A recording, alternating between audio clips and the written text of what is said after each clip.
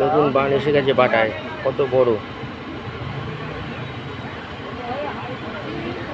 কাল রাত্রে করেছিলাম, অত বোঝা যায়নি, সেই জন্য আজকে আবার আসলাম। দেখুন দেখুন কাদা কাদা জল কীভাবে করতে করতে আসছে। দেখুন বান, গর্জন শুনুন, গর্জন।